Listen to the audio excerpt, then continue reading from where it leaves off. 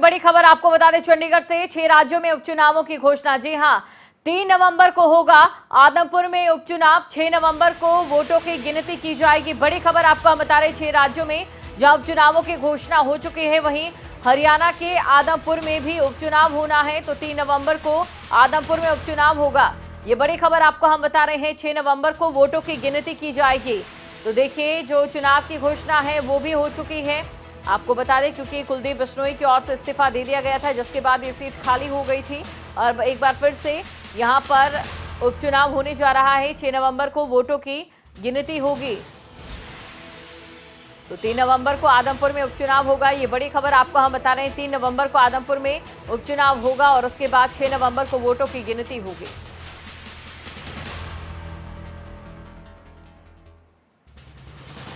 खबर पर अधिक जानकारी के साथ संवाददाता अनिल मोर हमारे साथ जुड़ चुके हैं।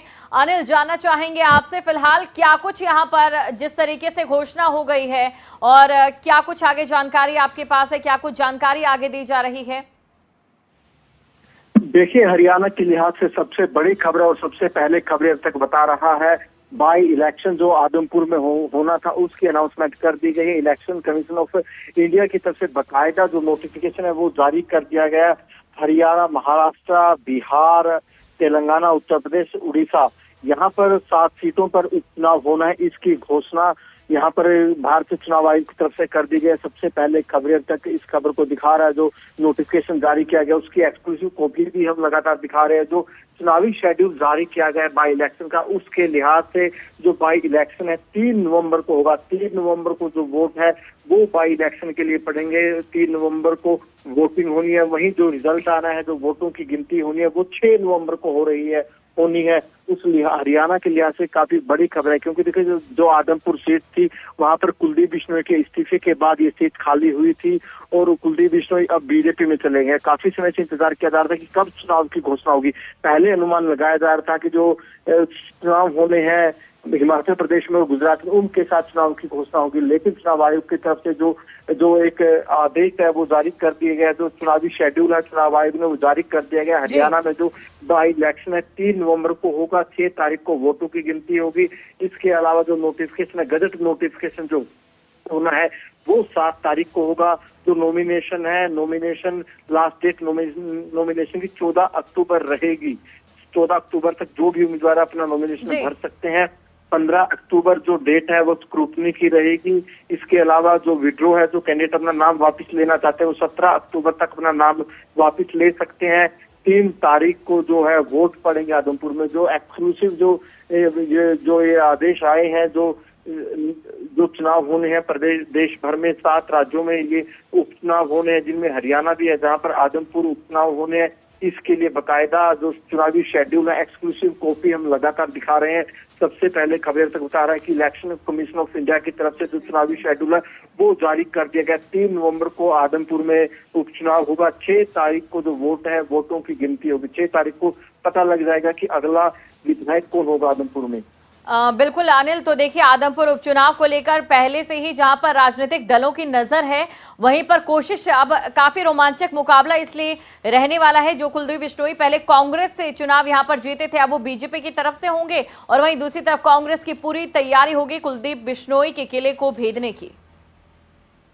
बिल्कुल, देखिए हरियाणा में काफी समय से इंतजार तो देखिए 2 चुनावों का किया गया। पंचायत चुनाव का इंतजार कर रहा है पूरा प्रदेश, उतना ही चुनाव जो राजनीतिक दल थे आदमपुर उपचुनाव का कर रहे थे। बड़े समय से आदमपुर उपचुनाव का इंतजार किया जा रहा था। अब इलेक्शन कमीशन ऑफ इंडिया की तरफ से चुनाव शेड्यूल जारी कर दिया गया। कहना कि तमाम राजनीतिक दल, सबसे पहले सत्ता पक्ष की बात कर लेते हैं।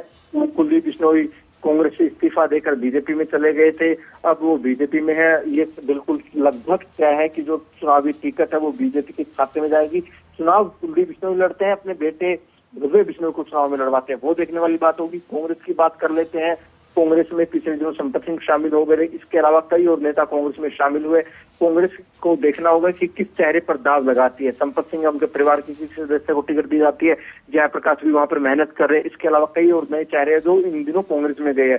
कांग्रेस का देखना होगा कि कांग्रेस किस चेहरे पर वहां पर दाव लगाती है। इसके अलावा कई और बड़े चेहरों है जो कांग्रेस में लगातार अपनी टिकट मांग रहे हैं। वहीं अगर बात करें इनेलो, लोग भी कहीं ना कहीं अपना दम कम दिखाने की कोशिश इस चुनाव में करेगी। आम आदमी पार्टी भी अनाउंसमेंट कर चुकी है कि हम ये चुनाव लड़ेंगे। अब कहीं ना कहीं काफी महत्वपूर्ण ये चुनाव हो जाता है। कुलदीप बिश्नोई बीजेपी में जा चुके हैं।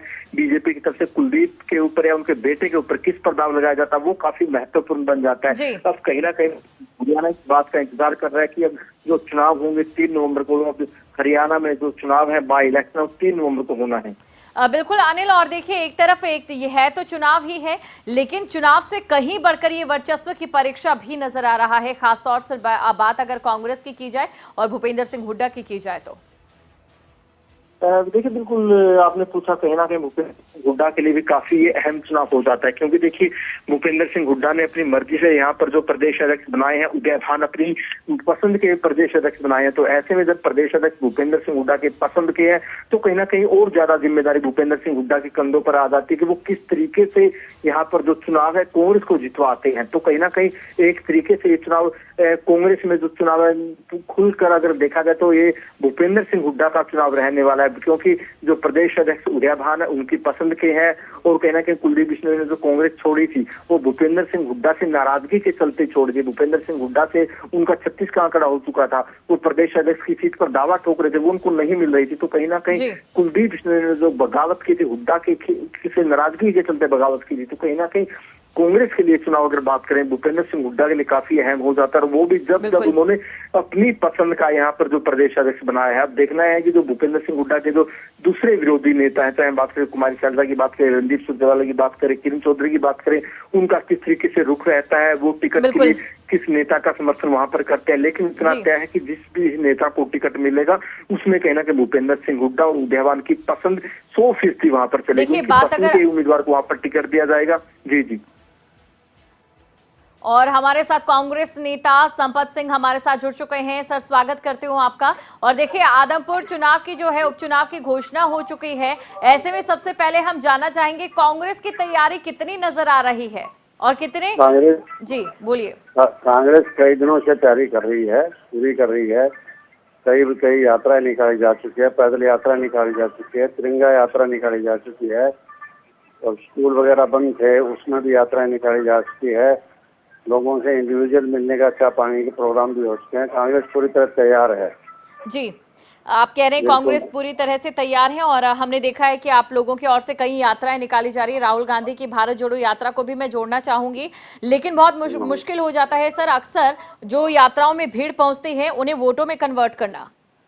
बिल्कुल ठीक बात आपकी, लेकिन यहाँ आदमपुर में वोटों में कन्वर्ट होंगे, क्योंकि आदमपुर में हमेशा कांग्रेस ने परचम फहराया है, और कुलदीप बिश्नोई भी कांग्रेस का नाम से जीतते रहे हैं। अब पहली बार पता लगेगा कांग्रेस से अलग होने के बाद जो है ना क्या हालत होती है। आज सरकार से लोग हर कोई तंग है, महंगाई से, बेरोजगारी से, भ्रष्टाचार से बहुत दुखी हैं लोग। और आदमपुर एरिया तो वैसे भी जो है ना किसानों ने पिछले 3 महीनों से धरने दिए बैठे रहे मुआवजा लेने के लिए, अब तक उनको मुआवजा नहीं मिला फसलों का, और सारी तहसीलों मिल गया, लेकिन आदमपुर और बाढ़ तहसील जो आदमपुर पड़ती है उनको मुआवजा नहीं दिया गया। तो लोग तंग भी है, दुखी है, और आदमपुर वाले इस बार इनको अच्छा करारा जवाब देंगे।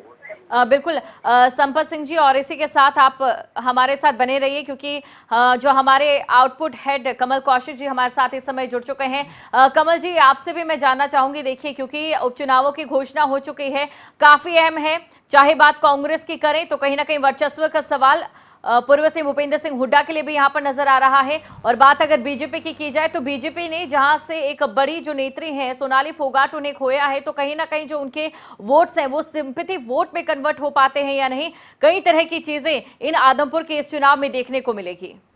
बिल्कुल दीपशिका आपने ठीक कहा। संपत सिंह से भी मैं सवाल करना चाहता हूँ। संपत जी मेरी आवाज आप तक पहुंच पा रही है सर? संपत सिंह जी मेरी आवाज आप तक पहुंच पा रही है? मुझे सुन पा रहे हैं आप?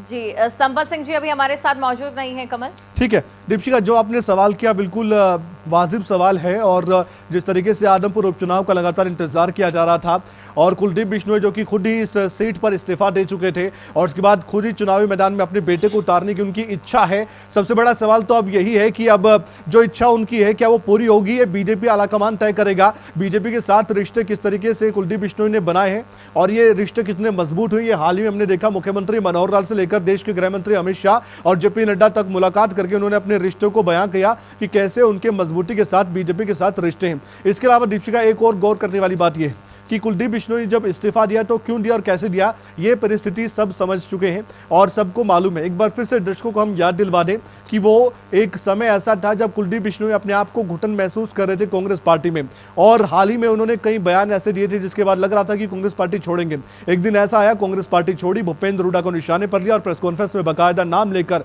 भूपेंद्र हुड्डा को सीधे सीधे चुनौती दी थी।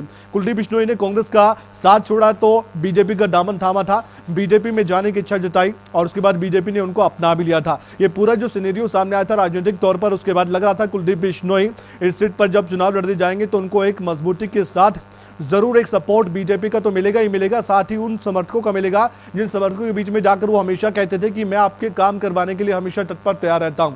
फिर उन्होंने एक बात भी कही कि सरकार के साथ मिलकर चलना, एक अच्छे तरीके से अपने क्षेत्र का विकास करना बेहतर हो सकता है। फिर मुख्यमंत्री मनोहर लाल के साथ कई दौर की मीटिंग करना, उसके बाद आखिरकार वो फैसला लेना, वो कोई आसान फैसला नहीं होता है। दीपिका, आप जानती है, विधायक पद आपके पास आया हो, फिर आपने इस्तीफा दिया और दोबारा आपको उस परीक्षा में जाना हो जो आप पहले गए हो और वो भी बीच में, अभी चुनाव में काफी वक्त था विधानसभा के, उससे पहले आपने इस्तीफा दिया और खुद ही आप विधानसभा के उपचुनाव में आप उतर रहे हो। आदमपुर का उपचुनाव बहुत दिलचस्प है, लेकिन यहाँ पर एक और बात है, यहाँ पर महत्वाकांक्षा किसके लिए थी? भव्य बिश्नोई के लिए थी। आदमपुर उपचुनाव में कुलदीप बिश्नोई अपने बेटे को उतारने की इच्छा पहले जता चुके हैं, एक बार नहीं कई बार। अब ऐसे में क्या अपने बेटे की राजनीति को चमकाने के लिए, अपने बेटे को राजनीति में एक बड़ा कदम उनका उठाने के लिए, क्योंकि लोकसभा का चुनाव वो लड़ चुके हैं उनके बेटे भव्य बिश्नोई, लेकिन क्या ये आदमपुर का उपचुनाव वही लड़ेंगे? बड़ा सवाल है। हालांकि बीजेपी आलाकमान से कोई ना कोई डील जरूर हुई होगी, कोई ना कोई बात ऐसी हुई होगी, कोई खुलकर नहीं बोलता है, ये सबको मालूम है, लेकिन फिर भी दीपिका, ये सवाल बड़ा है कि क्या भव्य बिश्नोई ही आदमपुर का उपचुनाव लड़ेंगे? क्या उनके पिता कुलदीप बिश्नोई सिर्फ सपोर्ट करेंगे? बड़ा सवाल। दूसरा बड़ा सवाल, कांग्रेस पार्टी की ओर से उम्मीदवार कौन होगा? संपत सिंह, जिन्होंने अभी खबरों तक से बातचीत भी किया और आपने भी उनका फोनो लिया और आपने उनसे बातचीत की दीपिका, ये वो कद्दावर नेता आदमपुर से रिलेट करते हैं अपने आप को और आदमपुर के उपचुनाव में इनकी बहुत बड़ी भूमिका होगी। भूपेंद्र हुड्डा के साथ इन्होंने अपनी इच्छा जताई कि कांग्रेस का दामन थामा जाए, कांग्रेस पार्टी में शामिल हुए और संपत सिंह ने अपनी ओर से कहा भी था कि आदमपुर उपचुनाव में कांग्रेस को सपोर्ट तो करेंगे लेकिन जीत की दहलीज तक भी पहुंचाने का काम करेंगे, ये दावा बड़ा किया गया था। उसके बाद हाल ही में अभी कल परसों ही प्रेस कॉन्फ्रेंस हुई, कांग्रेस पार्टी की हरियाणा कांग्रेस में शामिल हुए कुछ नेता जो कि आदमपुर से ही संबंध रखते हैं। आदमपुर उपचुनाव में अपनी उपस्थिति दर्ज करवाने के लिए, जीत सुनिश्चित करने के लिए, जीत पाने के लिए कांग्रेस पार्टी पूरी जद्दोजहद तो कर रही है, लेकिन इसमें सबसे बड़ा नाम अगर किसी का है, सबसे बड़ी साख दाव पर किसी की लगी है तो वो भूपेंद्र हुड्डा है, नेता प्रतिपक्ष मौजूदा, और उदयभान की साख भी दाव पर लगी है। उनको जिम्मेदारी बहुत बड़ी दी गई थी।